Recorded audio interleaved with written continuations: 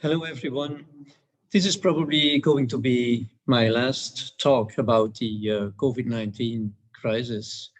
Today, I would like to share with you my conclusions, basically a summary of my conclusions from the analysis that I made on this pandemic. So I summarized my conclusions in a few slides, which I will show to you. So I will again share my screen. Okay, there we go. So summary, key lessons learned and conclusions from my analysis on the COVID-19 crisis.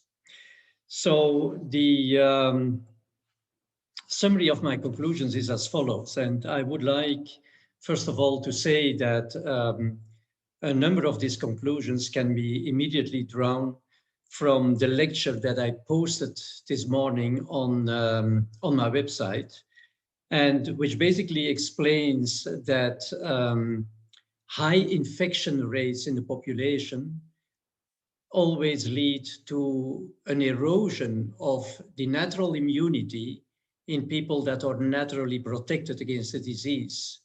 And because of this erosion of the natural immunity in naturally protected people, it will lead, so this high infections rate will lead to an enhanced rate of disease and even severe disease.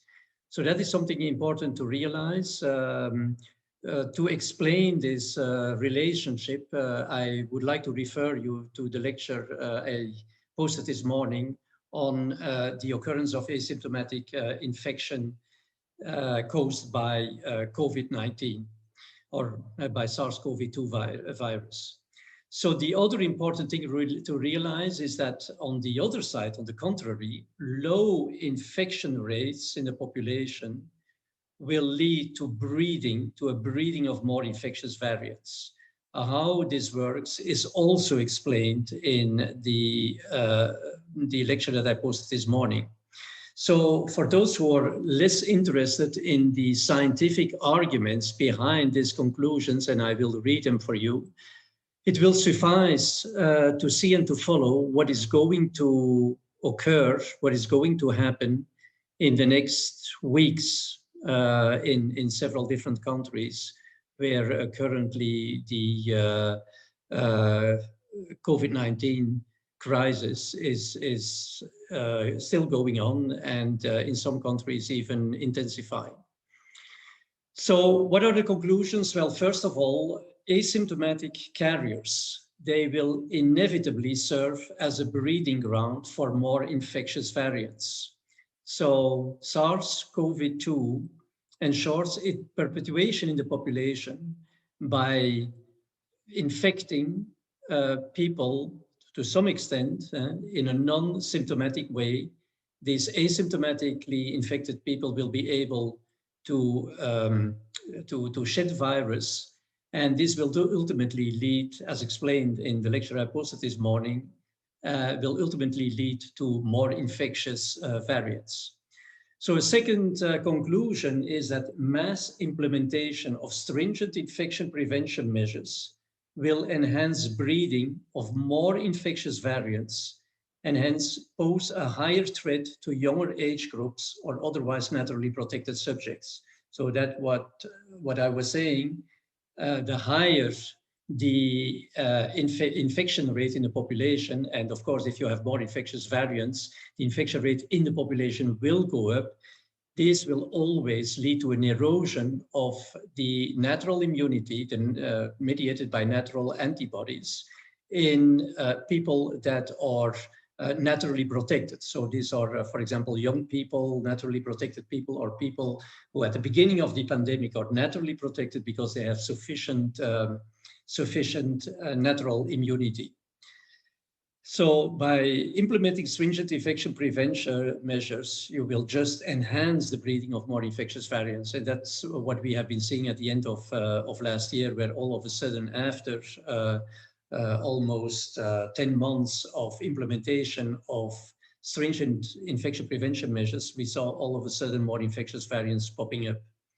So third conclusion, mass vaccination campaigns will promote further breeding of variants that become even more infectious and will finally evolve into vaccine-resistant variants.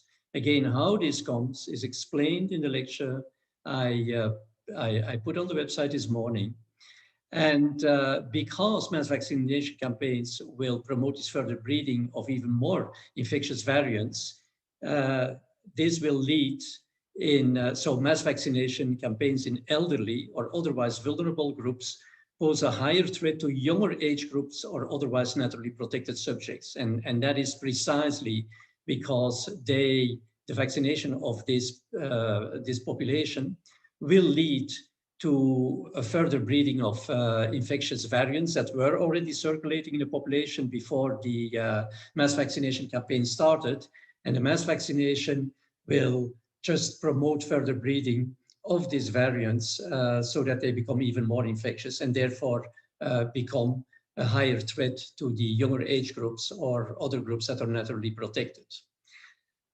Mass vaccination campaigns in elderly followed by mass vaccination of younger age groups pose an even higher threat to these groups, so to the younger age groups. And that is due to the fact that, first of all, as I was just saying, mass vaccination campaigns in the elderly will make the already circulating infectious, highly infectious variants even more infectious. So the infection pressure in the population will still increase. And on top, by vaccinating the younger age groups, this will lead, of course, to a suppression of natural antibody-mediated protection. So the antibodies that are generated in the younger age groups, they will increasingly prevent natural antibodies from neutralizing the virus, from capturing the virus. And so the combination of both the erosion of the natural immunity combined with a higher infection rate in the population due to mass vaccination campaigns in the elderly will ultimately pose a very high threat to the younger age groups.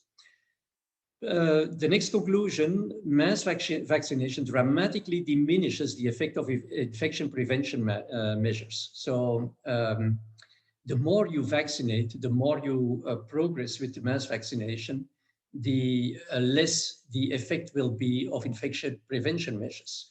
Of course, except if you do a complete lockdown and the virus can, so to say, no longer propagate at all.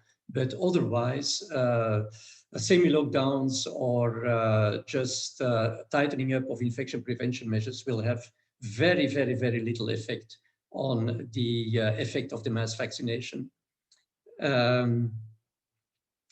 Okay, then vaccine resistance in elderly or otherwise vulnerable groups. So I mean the resistance of the virus to the vaccine will of course pose a threat to those groups themselves, but will also pose a threat to the non-vaccinated people. And that is again, because if people become resistant to the vaccine, then they will be able to support the replication, the propagation of the virus. This will indeed lead to an increase in the infection pressure in the population and therefore erode the natural immunity of the non-vaccinated people, which will then in turn enhance the morbidity and mortality rate in those groups. So the next slide is my conclusion that there is no proof of any beneficial effect of the COVID-19 mass vaccination campaigns at the level of the population. We do know, of course, that there is an individual effect, or there is an effect at the individual level, which I think is going to be transient. And as already seen, there is increasing evidence that the protection even against severe disease is diminishing. So, but despite proven efficacy and safety in clinical trials, no doubt about this, of course. And when I talk about, well, safety in clinical trials, of course, we can only, or investigators could only evaluate this over the course and the duration of those clinical studies. If we are now seeing additional secondary effects or safety issues, well, this is of course due to the fact that many more people are now receiving these vaccines, and the period of follow-up is just being extended. But in principle, yes, those vaccines have been proven efficacious and safe in the clinical trials. But despite that, there is no single indication that these vaccines protect the population when used in mass vaccination campaigns during a pandemic. And I would even say, on the contrary, mass vaccination enhances erosion of the natural part of herd immunity while preventing its replacement by adaptive immunity. So since we are implementing this mass vaccination, we are, for example, seeing a dramatic increase in the number of infectious or highly infectious variants in many countries that are now vaccinating full speed and have brought their vaccination rates up to fairly high levels already. And on top, not only that, we are on top also witnessing very strong, very heavy waves of morbidity and also mortality in those countries.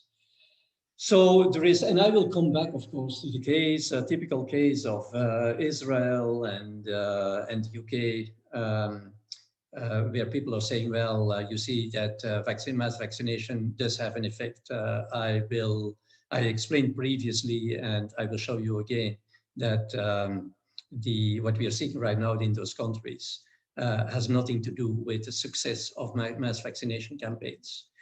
So more and more conventional vaccines are being developed. So, I mean, if people were so convinced that these are the vaccines to use, then one is wondering, of course, why there are so many different other vaccines that are being developed, and not only variations on the S protein, with variations on the S protein, but also several different concepts. Well, when I look at these vaccines, I still consider them as being conventional vaccines, in the sense that they do nothing else than mimicking the immune response that is induced by natural infection, at least as far as the S protein is concerned, and that they have no sterilizing, they do not induce a sterilizing immunity.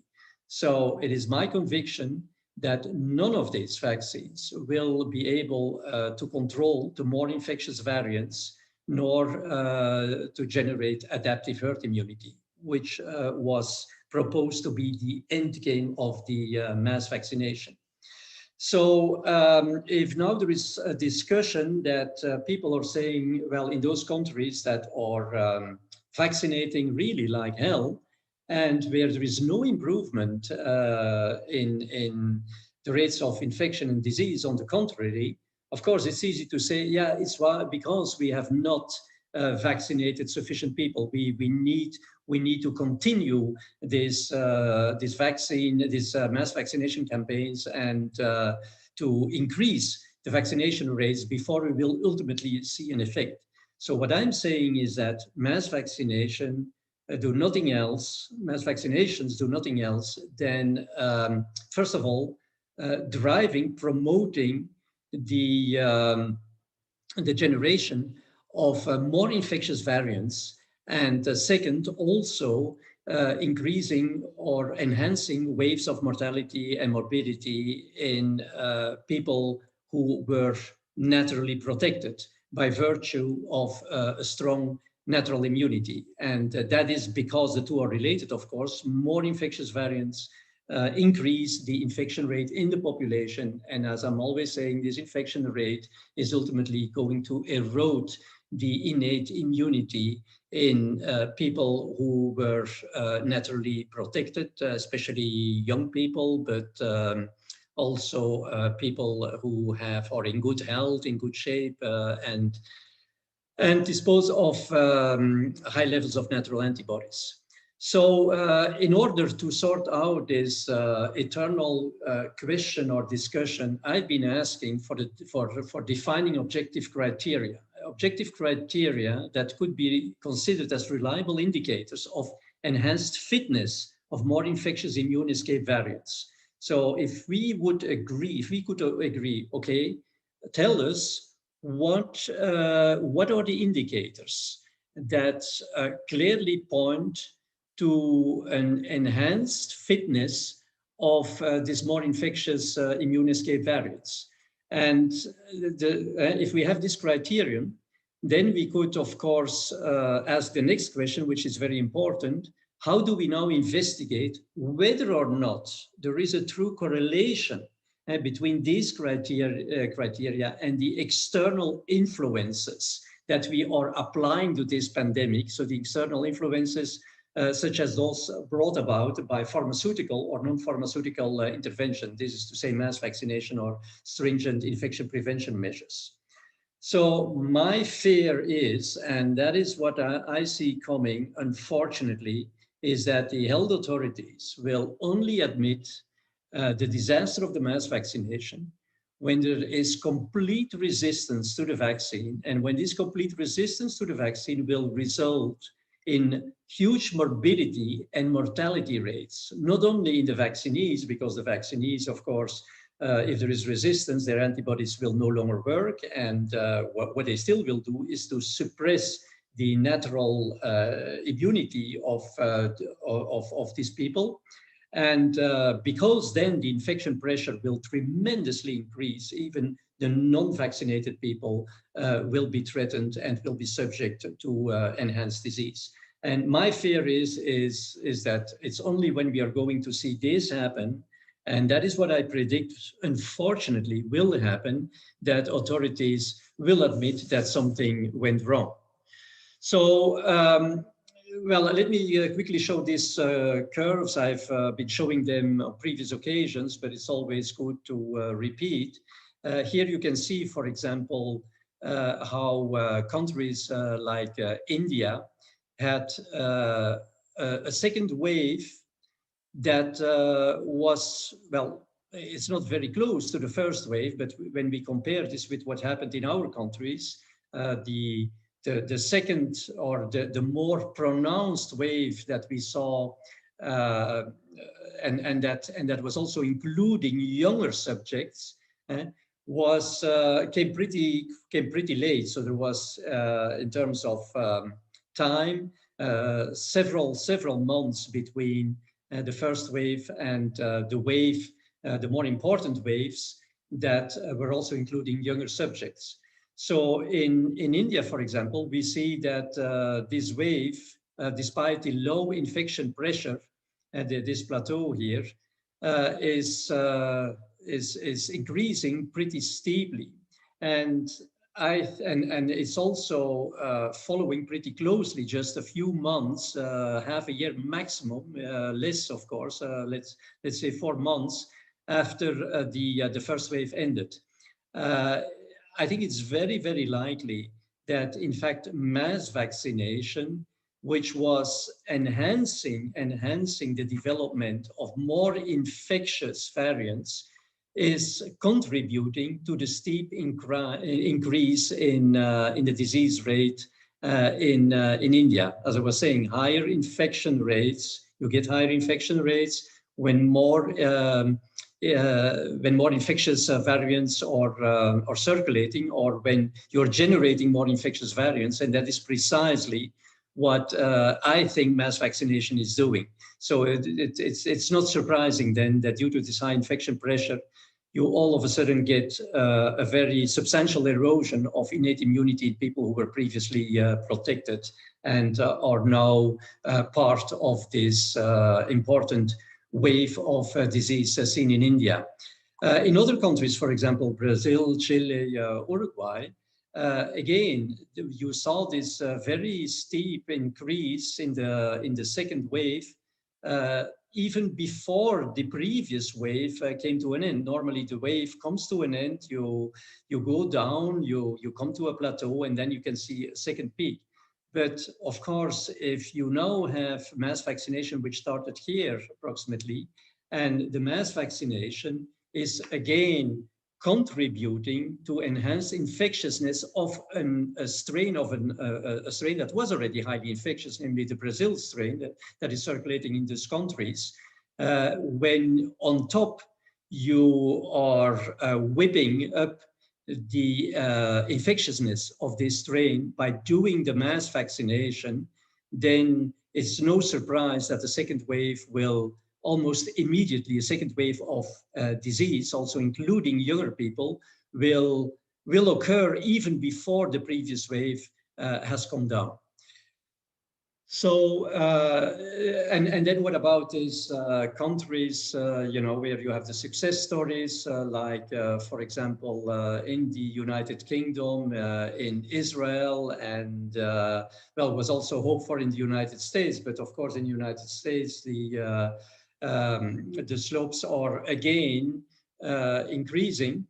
And, but let's look at the case of the United Kingdom and Israel. Here, this was claimed to be a success of the vaccine, this sharp decrease, which is not at all the case, because here we started the mass vaccination at the very peak of the infection. And we know if you have this peak of infection, then this really reflects the high susceptibility, the high vulnerability of people who got, as a result of the previous wave, who got their natural antibodies suppressed by suboptimal anti-spike antibodies that resulted from previous infection, so in asymptomatically infected people. And when you have these people who now get, of course, the disease, etc., they will develop antibodies, they will get protected. And then the remainder of these asymptomatically infected people, they still have antibodies that are high enough natural antibodies to prevent, in fact, the virus from spreading at high speed. Why? Because the virus is now circulating in that population, but asymptomatically infected subjects will only spread, will spread less virus.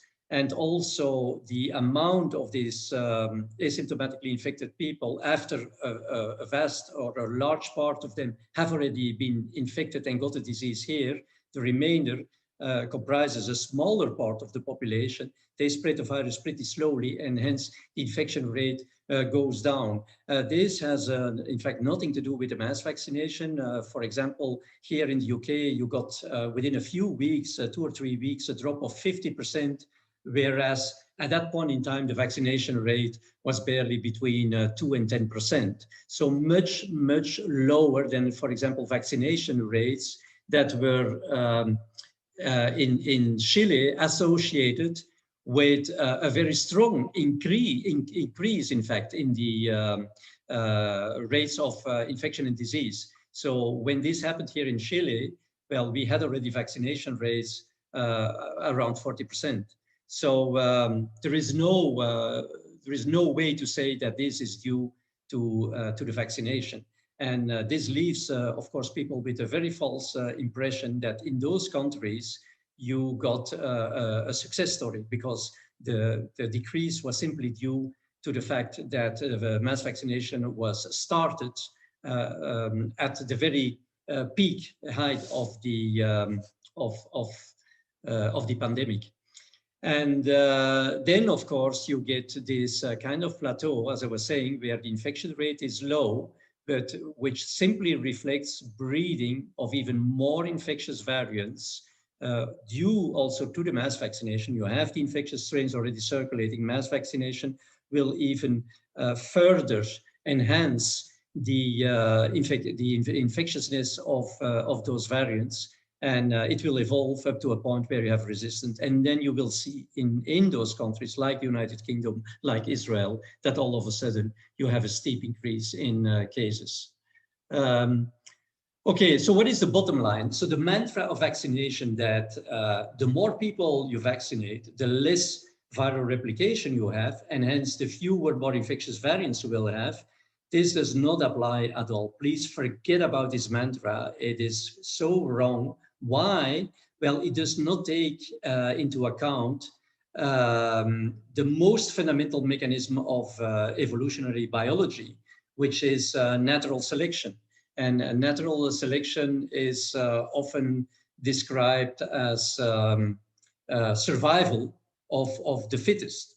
So the strains that are, or the variants that are most fit, that are the fittest, they will be selected and they will have an advantage, a competitive advantage. So this natural selection, in other words, is promoting the survival and the propagation of a highly infectious variants, which indirectly, as I explained, cause enhanced morbidity and mortality in previously naturally protected subjects. So this mantra doesn't apply because infectivity is going to go up dramatically because you are selecting and adapting highly infectious variants, even more so when you vaccinate. And those will be the cause of enhanced morbidity and mortality, especially in people who see their natural immunity eroded. And these are particularly people who were naturally protected at the beginning of the pandemic. So I've been calling, I've been asking, I've been begging to stop mass vaccination. This was my first call to the WHO. I would add to this, please, especially in youngsters, because this is going to be really a catastrophe. Not only will mass vaccination driving the generation of even more infectious variants that have already a very detrimental impact on the younger population because it erodes their natural immunity. But on top, by vaccinating them, these youngsters, you will of course generate long-lived antibodies that will suppress their natural immunity. And of course, when resistance, full resistance will come to the vaccine, then these youngsters are left with nothing at all. So their vaccinal antibodies will not work anymore, but they will also see their innate immunity suppressed for a long time due to these long-lived vaccinal antibodies. So I then, in a second call to the WHO, I asked to set up a task force concentrating on 3 items. First, eradicate the viral variants, because I see no other way to get rid of those. To focus on early treatment, that we can at least treat people at a very, very early stage of disease, avoiding for them to have to go to the hospital and to be put on mechanical ventilators. And the third topic for this task force I was asking for was to concentrate on health and natural immunity. So we know that good health, healthy lifestyle, healthy food, healthy living habits, etc., are correlated with good levels of natural antibodies. So good lifestyle, healthy life is very, very important. But again, no response either to the first call nor to the second call. Now, my last call is really to develop ASAP natural killer cell-based vaccine candidates. Why? Well, we know that in asymptomatically infected people, the virus can be completely eliminated at a very early stage of the disease by NK cells. And in fact, any kind of vaccine that would induce sterilizing immunity would do the job. But practically speaking, I see no other approach than an NK cell-based vaccine approach. So I have been offering my help on this. There has been no response either. Of course, against by fact checkers, I will be considered or labeled as as a vicious guy. This will be again one of my vicious traits, that I am advocating for NK cell-based vaccines to be developed.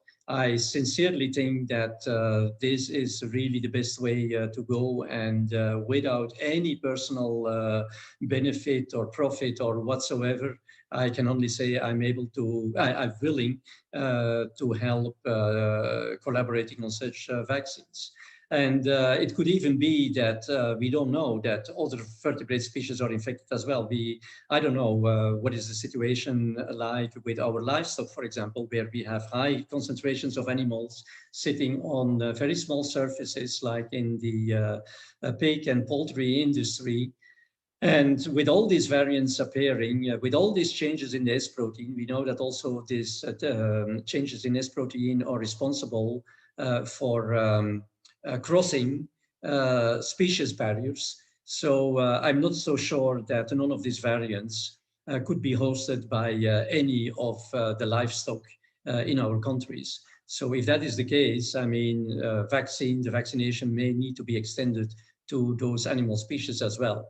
And then I think it's also critical to develop as soon as possible reliable in-home serological kits so that people can self-test for anti-S antibodies. So basically speaking, if you have no anti-S antibodies, you can reasonably assume that your natural immunity is not eroded. And when on top you are in good health, well, you should have a reasonable good level of natural antibodies, not suppressed by any anti-S antibodies. If you're negative in such an assay, of course, the tests need to be reliable, because you cannot afford, of course, having false negative results. But if that is the case and your natural antibodies are not suppressed and you're in good health, well, basically you should be able to cope with any kind of infectious variant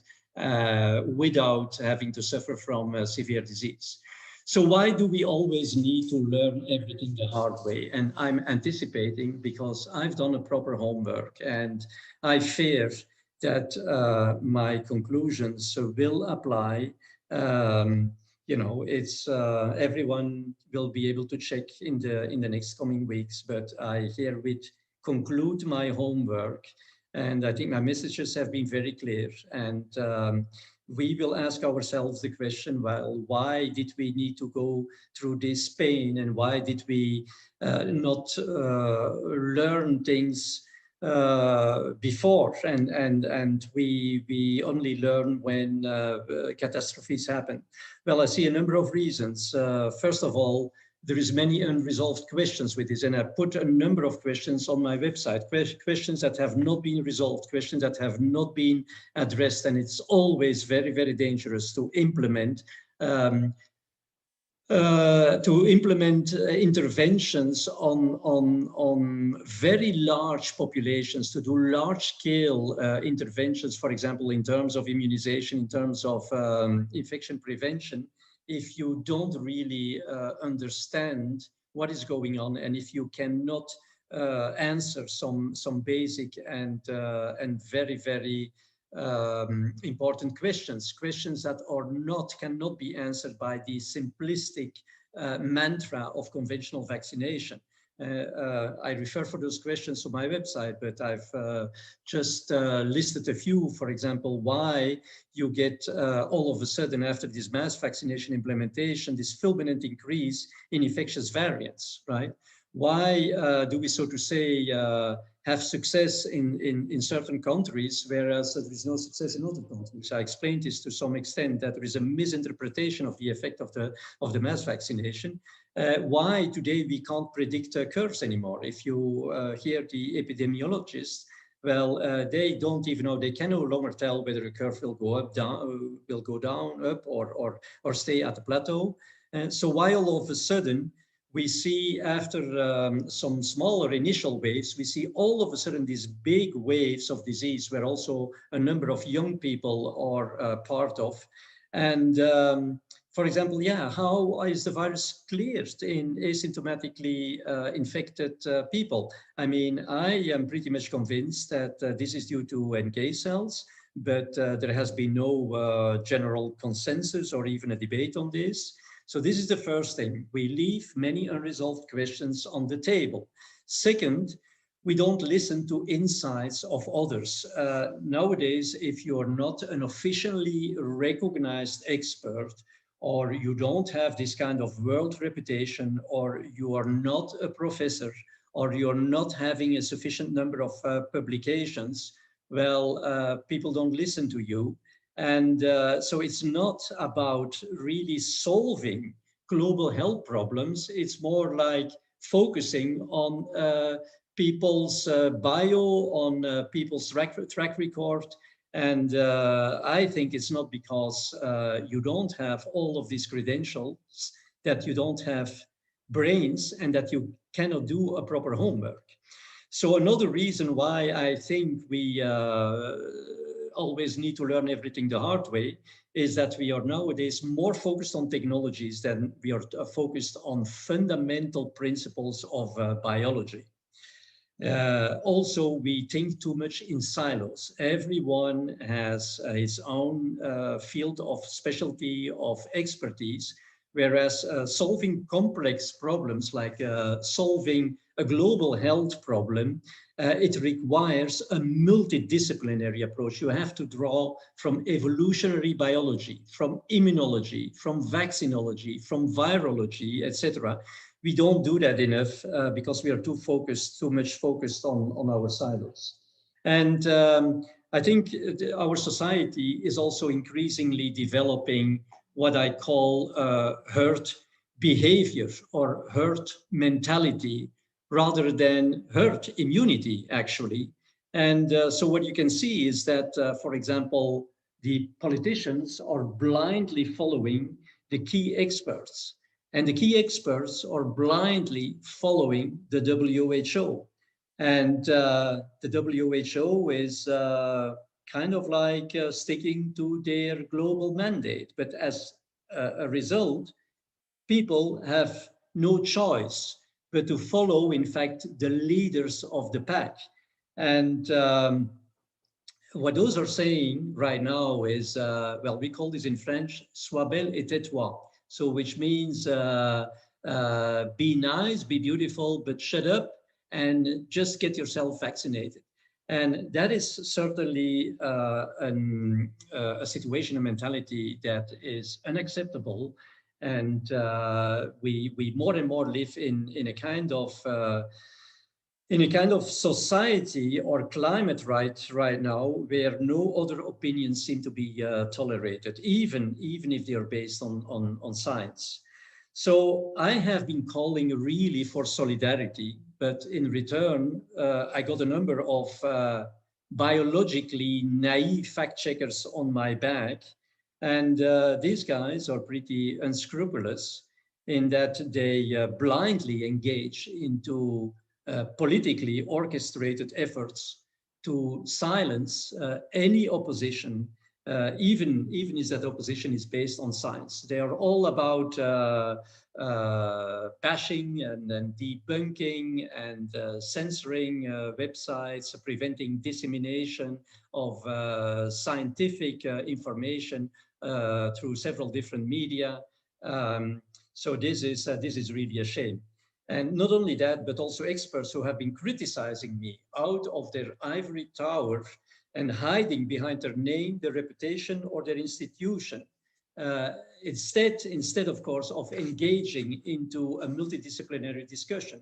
I've often called to have this multidisciplinary discussion. It's easy to sit in your office and to talk to fact checkers and then give your opinion, and then the fact checkers, as the postman, they confront you with his opinions. I mean, that doesn't add anything, that has no value at all. So instead of solidarity, what we're seeing are coalitions that drive mass vaccination campaigns. Coalitions of people with conflicts of interest, be they political, commercial, or reputational interests, and all hiding behind each other. So I think this must stop, and I'm again asking colleagues and experts, not at least in my own country, to abandon this poor and hypocritical attitude and to collaborate on a constructive instead of a destructive way. So I think, and that is really what my forecast is, because I don't think this will have a happy end, and certainly not if we continue like this. I think it will even go to the point where the word vaccine, the term vaccine, will be banned from the medical vocabulary. We vaccinologists have paid a lot of attention and invested a lot of time and energy in convincing people of the usefulness and the benefit of vaccination. I think these efforts will be completely lost. We will never have that as many anti-vaxxers as we have already right now, and as we will certainly have at the end of the pandemic. So I propose to replace the term vaccine, which is referring to the conventional vaccines that we are using, to conditional immune protection inducing formulation. It's a long word, but the abbreviation would be CIPIV or CIPIV. But the word conditional is important. Why is this important? Because we need to learn that conventional vaccines can be very, very useful, but we can only use them in a beneficial way, provided certain conditions are fulfilled. So why am I saying this? Well, because the efficiency of conventional vaccines that are basically just mimicking immunity elicited by natural infection can only work provided indeed certain conditions are fulfilled. And I give you some examples. We have seen, for example, vaccination with live vectors against Ebola in people that were in the incubation time. So because there were contacts from cases and they were in a ring trial, they were vaccinated with a live vector, knowing that some of these people are in the incubation time. So this can lead to disastrous results. And now we have a new example that we use conventional vaccines for doing mass vaccination in the heat of a pandemic. And it is really a very, very bad idea because it's just making the whole situation much, much worse. So with that, I would like to thank, of course, all the people who have helped me and still help me in disseminating and getting out the word and getting out the scientific information to help disseminate this scientific message by ways of several different means. Some have used their broadcasting platforms, have made their broadcasting platforms available. And by doing so, we got our message disseminated by podcasts or even live stream shows. So I'm very grateful for the help of all these people. And we have avoided to use platforms that are specifically labeled as anti-vax platforms, because the message really is not against vaccination. It is really against vaccination under inadequate conditions, as I try to point out. I would like to specifically thank my nephew and my brother-in-law, who have been providing me on a completely voluntary basis with their unconditional logistic support, their trust, confidence, and dedication in the fight against this madness and in the battle to make science and justice prevail. So, in fact, after all this, I barely dare to look into your face, as I know that what I've been saying is incredibly bad news. And so there is always an option to not say anything at all. I could have just, have kept silent, and it would have made my life much easier. But knowing what I know and looking at what is currently happening in this world, and also knowing that there is still a very narrow window of opportunity for turning the tide, I felt like sharing this with you is simply a moral obligation. And last but not least, well, I'm not religious, but frankly speaking, I'm hoping for a miracle. And if God cannot do this, we as a human species need to make this happen. Thank you.